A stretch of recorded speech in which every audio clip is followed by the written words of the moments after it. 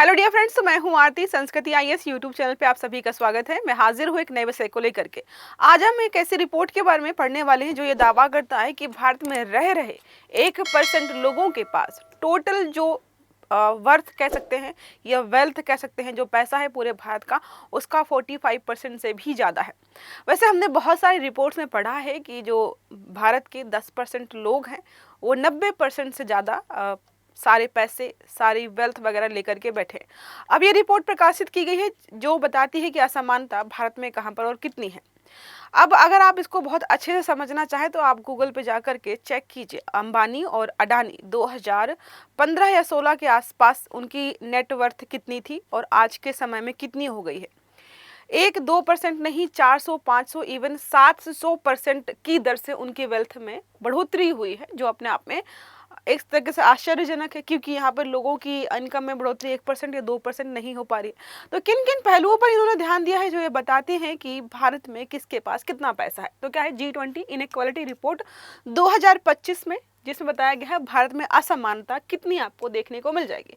साथ में ये भी बता दूंगी कि यूरोप में कितने लोगों के पास कितना पैसा है, मतलब 1% लोगों के पास कितनी वेल्थ है यूरोप में, अमेरिका में या किसी अन्य देश में, चीन में। सब यहाँ पे 1 बाय 1 कवर करने वाले हैं। तो G20 टास्क फोर्स की नई रिपोर्ट यहाँ पर आई है। भारत में आर्थिक असमानता पिछले 2 दशक लगभग 20 सालों में बढ़ी है या घटी है, इसके बारे में यहाँ पे बताया गया है। तो देखो, साफ दिखाई दे रहा है 2000 से लेकर के 2023 के बीच अगर हम बात करते हैं तो जो हमारे भारत के 61% लोग हैं, ये 62% की ग्रोथ यहाँ पर उनकी इनकम में दिखाई दे रही है, जबकि निचले जो 50% लोग हैं उनमें सिर्फ 1% की वृद्धि हुई है। ये समझ में आ रहा है आपको? जो टोटल मतलब जो ऊपर के जो 1% लोग हैं जो पहले से बहुत अमीर हैं, उनकी नेट जो वर्थ है उसमें 50 मतलब 62% के आसपास वृद्धि हुई है। और नीचे से जो 50% लोग हैं, इसका मतलब वो काफ़ी गरीब होंगे, उनकी इनकम में वृद्धि देखो मात्र जो है बहुत कम परसेंटेज दिखाया जा रहा। तो इसका मतलब है कि यहाँ पर सब लोग बराबरी से बढ़ोतरी नहीं कर रहे हैं। अब टपकन सिद्धांत आपने पढ़ा है, जिसमें ये बोला जाता है कि अगर अमीर लोग और अमीर होंगे तो उनका फायदा निचले लोगों को मिलेगा, लेकिन ये वाला कॉन्सेप्ट भारत में काम कर ही नहीं रहा है।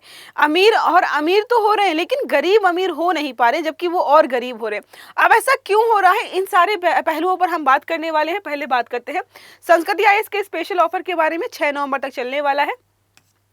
यूपीएससी फाउंडेशन कोर्स हमारे प्री प्लस मेंस के जो हैं आसान ईएमआई के साथ आपको मिल जाएंगे। जीएस ओनली लाइव मोड में 50,000, सीसेट का 55,000 में है, और ऑनलाइन मोड में जीएस का बैच आपको 40,000 और ऑप्शनल के कोर्सेज हिस्ट्री और ज्योग्राफी 17,500 मिल जाएंगे। नंबर दिया है 9555124124। आप इस पर विजिट करके सारी जानकारी ले सकते हो। ठीक है, आधे टॉपिक पर वापस अब बात करते हैं। रिपोर्ट तैयार करने वाली संस्था कौन है, कई बार पूछ लेता है प्रश्न।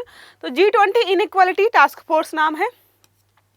अध्यक्षता जिन्होंने की है सिरिल रामाफोसा, राष्ट्रपति हैं दक्षिण अफ्रीका के। डेटा स्रोत मतलब इन्होंने कहाँ कहाँ से डेटा उठाए, तो वर्ल्ड बैंक हो गया, आईएमएफ हो गया, ओईसीडी हो गया, वर्ल्ड इनइक्वालिटी लैब वगैरह होगी, जितनी भी है गिनी कोफिशिएंट के बारे में पढ़ा होगा। तो जो भी चीजें हैं सब जगह से डेटा उठाया गया है।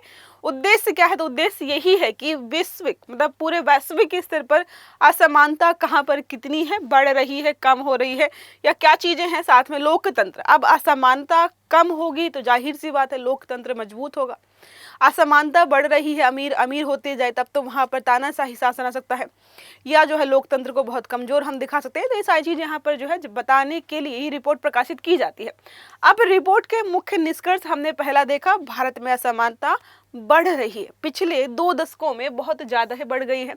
वैश्विक असमानता, तो दुनिया के 1% जो शीर्ष लोग हैं वहां पर उनके पास पूरी दुनिया की 41% मतलब संपत्ति देखने को मिलेगी। अब गरीब वर्ग की स्थिति के बारे में बात करते हैं तो वैश्विक निचली 50% जो आबादी है उनके पास मात्र 1% उनकी इनकम में या संपत्ति में वृद्धि हुई है। मुख्य टिप्पणी है, असमानता लोकतंत्र को कमजोर करती है। इस पूरी रिपोर्ट में एक जो बहुत महत्वपूर्ण बात थी वो यही थी जो इन्होंने यहाँ पर बोली थी। आधार डेटा के बारे में हमने पढ़ लिया है, कहाँ कहाँ से लिया गया है। अब असमानता के प्रमुख कारण, निवारण, जो भी आप कहना चाहें, तो आर्थिक वृद्धि का असमान वितरण जो हो रहा है, मैंने बताया वही कि अमीर लोग अमीर हो रहे हैं, गरीब लोग गरीब हो रहे हैं। जो पैसा कमा रहे हैं कमाते ही जा रहे हैं, जो नहीं कमा पा रहे हैं उनके और मौके कम हो रहे हैं।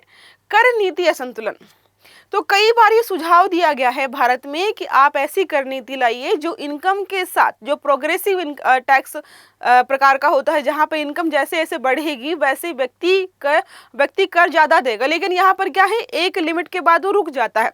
अब उसके बाद आप अरबों कमाइए, करोड़ों कमाइए, उस पर कोई फर्क नहीं पड़ता है। तो ये यहाँ पर जो है बोला जा रहा है कि बदलने की आवश्यकता है, क्योंकि चाहे जीएसटी हो, चाहे कोई भी अप्रत्यक्ष प्रकार का कर हो, गरीब को मार पड़ती है उससे।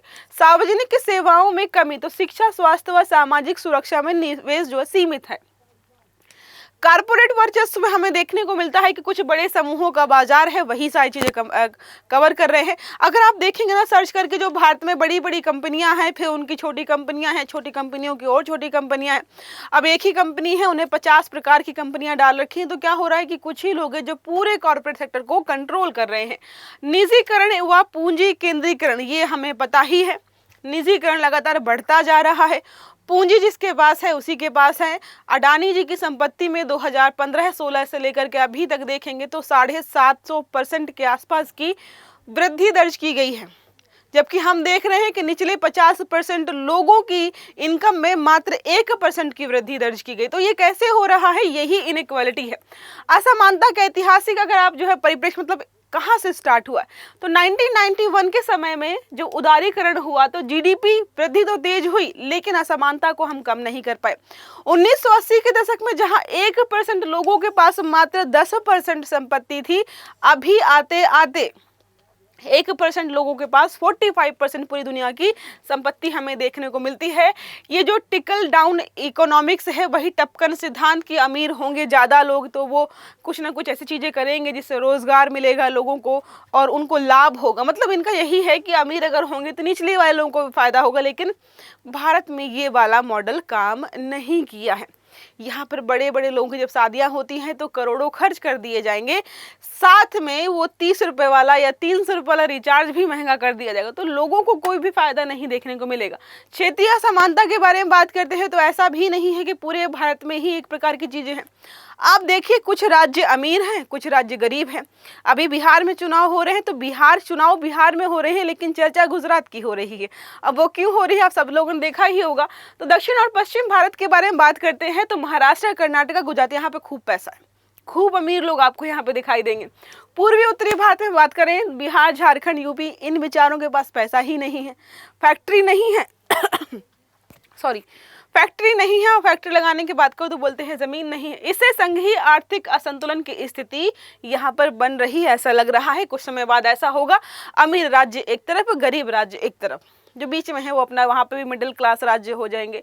लैंगिक और सामाजिक असमानता के बारे में बात करते हैं तो यहाँ पर सिर्फ राज्य और पैसे को लेकर नहीं, लैंगिक असमानता भी है।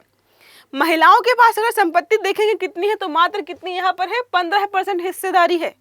इससे और खराब स्थिति देखनी है तो अनुसूचित जाति और जनजाति को लीजिए, इनके पास भूमि स्वामित्व मात्र 10% है।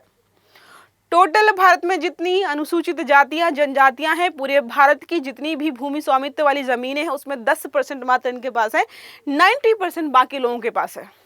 ये भी यहाँ पर है।